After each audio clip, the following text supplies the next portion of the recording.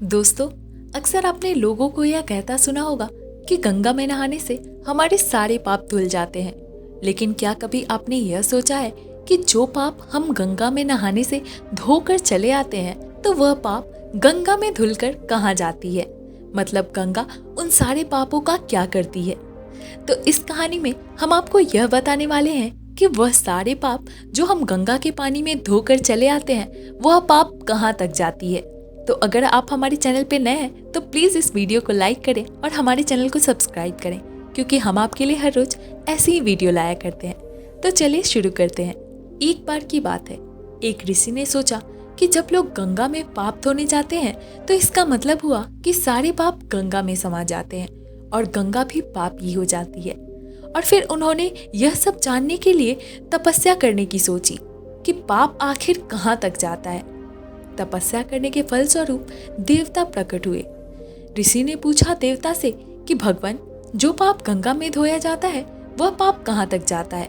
तब भगवान ने कहा कि चलो गंगा जी से ही पूछते हैं कि वह पाप आखिर जाते कहाँ हैं।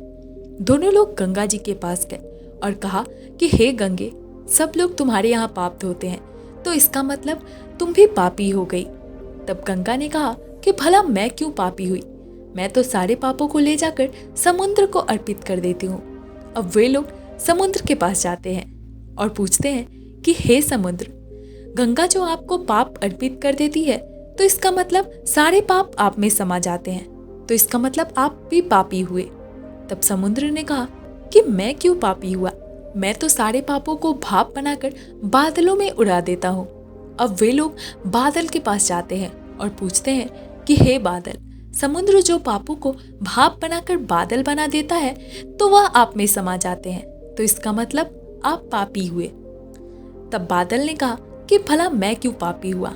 मैं तो सारे पापों को वापस पानी बनाकर धरती पर भेज देता हूँ, जिससे अन्न उपजता है और जिसको मानव खाते हैं।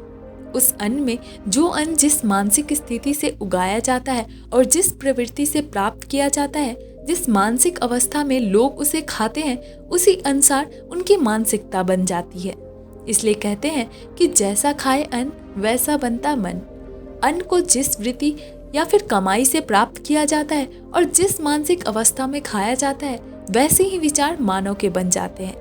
इसलिए सदैव भोजन शांत अवस्था में पूर्ण रुचि के साथ करना चाहिए और कम से कम अन्न जिस धन से खरीदा जाए वह धन भी श्रम का होना चाहिए। तो हम आशा करते हैं दोस्तों कि आपको यह समझ में आ गया होगा कि हमारे सारे पाप कहाँ तक जाते हैं।